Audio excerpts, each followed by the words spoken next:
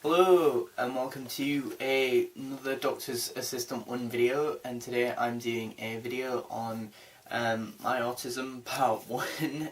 which is kind of ironic considering I've already done one of these videos before, so let's just refer to that one as 0, the first one being, 0, so technically this is the first one, but it's technically a second one, but anyway, because I can do maths, clearly. But in this video in particular, I'm going to try and describe and or articulate what autism is as best as I can as a person with it, and that hopefully, so if you're a person who has a son or daughter or knows someone who has a child with autism or and whatnot, or is for some reason needing to know more about autism, and that for one reason or another, hopefully this video will help. So, well, personally from my perspective, whenever I think of autism and what it means, of late anyway, I've often been thinking back to this wonderful quote that I saw once by Tim Burton, who, fun fact, is also on the spectrum, and which is that, the quote is very short but very simplistic and effective, in my opinion anyway, as a person on the spectrum, but it is that, it's, what was it now? It was weird, one person's weird is another person's, one person's weird is another person's reality, and it's like, well, yeah, and building off that, it's like, one person's weird is another person's normality, by reality, it's normality really, isn't it? What I do on a day-to-day basis is normal for me, but, from your perspective, looking in on that, it's kind of weird and obscure and that, but vice versa, what you class as normal, from my perspective, is quite weird. That doesn't mean that it is, and that it's any less good than what you thought it was. It's just different, and different isn't always bad. It usually is perceived as being bad, but so, and I think autism is a challenging thing because I think a lot of people think or need to be able to pigeonhole it into this one thing, like, oh, okay, well, I've met this one autistic person, so they're all like this, and it's like, well, no, not really, because it's like, that's like saying all sci-fi is the exact same. A lot of sci-fi has similar elements and characteristics and things that make it sci-fi, for example, that's like saying Back to the Future, Star Wars, and Doctor Who are all the exact same. They're not all exactly the same, they all have similar characteristics that make them a sci-fi film. That's the same with autism. It's, there are things, autism in itself as a condition is one thing. Adding the person and the condition together makes it a whole different thing, because people are unique, people are very there's an individuality to humans as a species. We're all individual, we're all different, but yet there are similarities between us, but that doesn't mean that we're the same, Every woman and every man aren't all the same because we're all men and we're all women, and it's the same with autism. Autism is a thing that affects the brain, and because everyone has different interests and different ways of perceiving things, it affects it on a one-to-one basis. It affects everyone on a one-to-one basis, I think, but again, the characteristics are very much the same. So, for example, I've met a lot of autistic people, throughout my life, and not one of them has never not had a specialised and obsessive interest in something, but that doesn't mean that they all obsess over the exact same thing. I do it with video games and Doctor Who. I know some people who, obsess over sports, cars might be it, gardening, music, video games, magazines, comic books, I don't know, trains is a common one, but but it's vast, but it's a similarity, and we often take maybe even, they might be into, as I say, like, say, sports or cars, which are more normal, for lack of a better term, but we take the normal and we take that normal and add a abnormal, aspect to it, in the sense that, people a lot of people like watching TV or like, you know, watching films, but as an autistic person, you obsess about it, you think about it daily, you think about it unhealthily, you know, you have a very addictive personality, you start thinking about this scene or these characters or this thing and these things to an obsessive level, and that's why I think as well that might tune into why a lot of people who are autistic are in the creative industries and or are able to be creative, because they are obsessive and driven and able to perceive and or see things in a specific way that most people might not be able to see it, you know.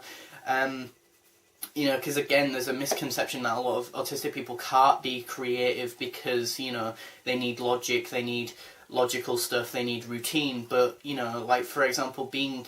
like the actress who plays the main actress in Kill Bill apparently is on the spectrum, and she, well, from what I've heard, is supposed to be like, you know, a really renowned actress. And, you know, at the end of the day, the way I see it is, one, being an actor and being on the spectrum, surely that must be one of the best jobs you could have, you know, in a way, because it's like, you know, it's the one job where you're actually learning about characters and or, well, not characters, but learning about people in a way that then you can extrapolate that and take that onto your personal life. And also, you know, I guess most people would then think, oh, well, you can't empathise with people, how would you be able to be an actor and then be able to portray that if you're on the spectrum? But then, you know, you look at a script and you're saying those things, there's that routine of being told what to say, you know, and that, you know, that rhythm and that, you know, that comfort of having the stability of having not to think of what you're having to say, because, you know, in a conversation, it is supposed to be, a conversation is supposed to be malleable and very manipulative, in the sense that you can manipulate a conversation to go the way you want, apparently. But if you're on the spectrum, that definitely does not work. You know, for me, a lot of times I've often felt like conversations are very static and are like bricks, you know, which is not a good thing, because, you know, when people come to me and then talk to me, it's like, you know, it's very, as I say, static and challenging, and there's a lot of, you know, challenging, stumbling things, you know. Often I feel like, depending on who it is, you know, even if I want to talk to someone and I go to talk to someone, depending on who it is, you know, sometimes I honestly feel like my mouth, you know, my teeth are locked and I can't say what I want to say, even though I can think what I'm saying, or I want to say, I just can't get the words out. And even if I do, even to the very limited 5 or 10 people who I definitely feel comfortable talking to on a semi-regular basis, even then, those people that I can talk to, I often feel like I still stumble, even though I can think the thought that I want to say and or idea,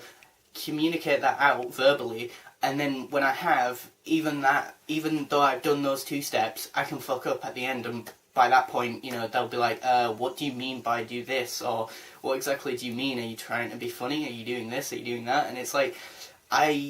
you know, like, it's annoying, because it's like, you know, again, it's like, you know, if you can fuck up with those people and you feel comfortable with those people, those 5 or 10 people, and you like talking to them, you know, of course you're going to fuck up and annoy more people beyond those people, you know, and just because you can say what you're saying, that doesn't mean that you're doing it effectively, you know. And I often feel like autism, for me at least, is like being a video camera, you know, in a weird way. Very strange to actually say that out loud, but it is, in a way, it's very much like being a video camera, in the sense that I can record what people are saying, in a sense that I can hear and or visually see what people are saying and or how they're, like, I can visually see them. But the thing is, much like a video camera, I don't, like, if someone was behind the video camera and they were making me laugh and I started laughing because they'd said something funny or were doing something funny behind the camera, right, you know, if I was then to laugh, the video camera picks up visually why, you know, that I'm laughing, but it doesn't know why I'm laughing, you know. And that's the same with me, you know. I often find myself, you know, for example, I can tell that someone's upset if they're crying, but I might ask, why are you upset? They might not say why, or they might, but that still doesn't make me understand why they're crying, or upset, and then, but then, as you get older, a lot of people try and suppress their anxieties and or worries and or sadness, and then so, they might not be very talkative, talking a lot, and I might ask, are you okay? And then they're like, oh yeah, I'm fine, but they don't look fine, but they kind of mask it and still say, that they are fine, and that's very confusing, when they say one thing but act a different way. That is very jarring to me, and it's all very confusing. People are very confusing, and there is no sort of crypt sheet or, for lack of a better term, Konami code to life, and or people are very sporadic and incoherent, and or very very sporadic and ever changing, and that, and are like a interactive lump of Play-Doh in a way, like, they just change into all these different shapes and forms, but I don't like that, because it's like, what does that even mean,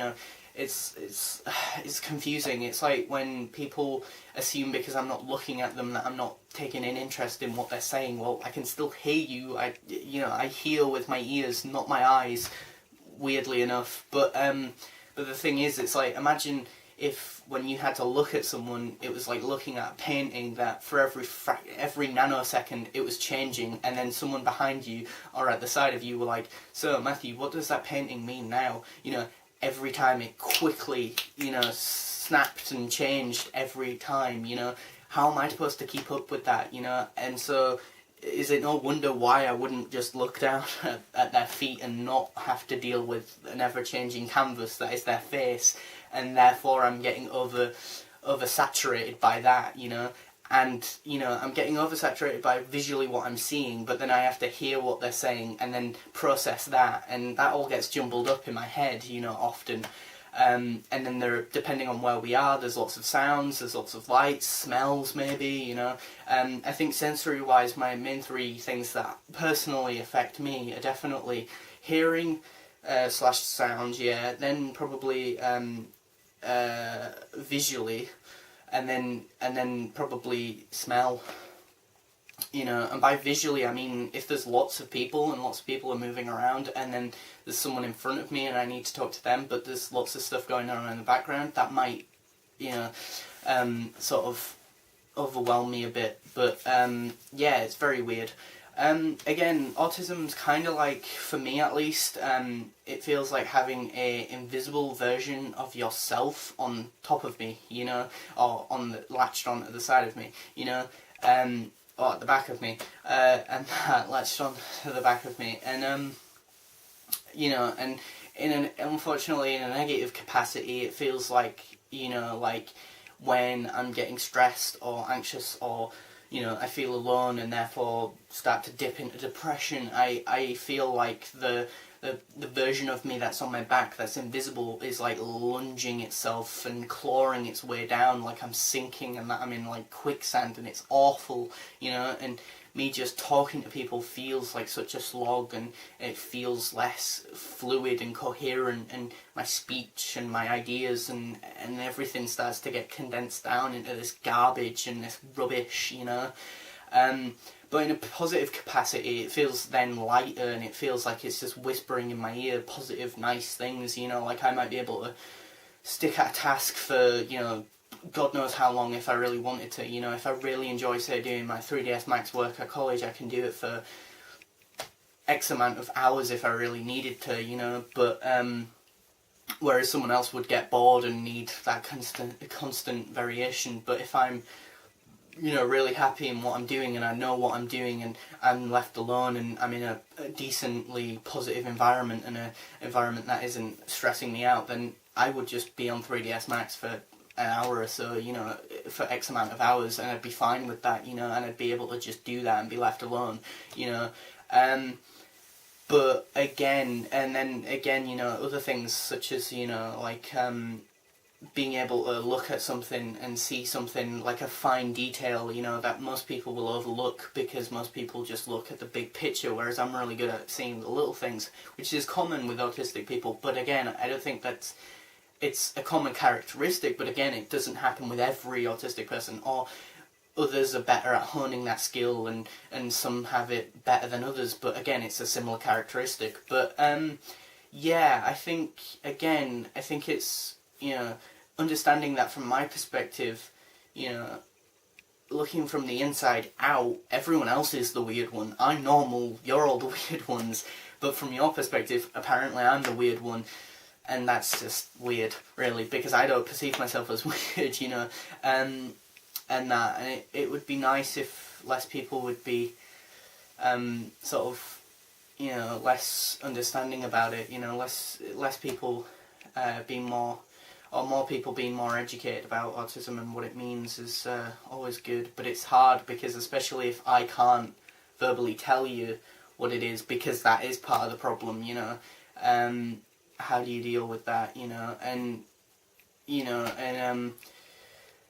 the thing is, even the very few times that I have tried to verbally tell people and that what autism is, sometimes they're just narrow-minded and just don't want to know what it is, and it's difficult, because if they don't want to know what it is, no matter how much I try and tell them, that's never going to change their opinion, but it's difficult because, I think unless you're affected by it, a lot of people don't really care, really, which is quite sad. And as much as I don't fully understand everything with everyone else's conditions and or things that are going on in their life, I always try and keep an open mind. And again, there's a misconception that because I'm autistic I can't empathise, when I think I do empathise with people, but I just do it in a oddly stranger, different way. But yeah, but again, it's different, not less. It's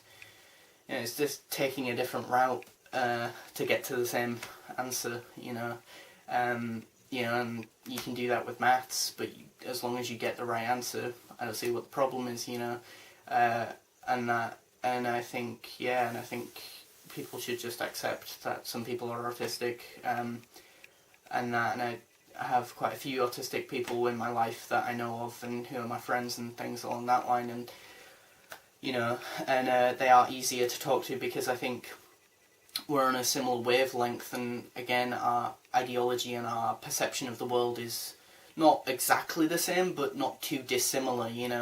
and how I felt and how they might feel or have felt, or maybe will feel, is not too dissimilar. The isolation, the loneliness, the social anxiety. I appreciate a lot of people who aren't autistic have these feelings, but the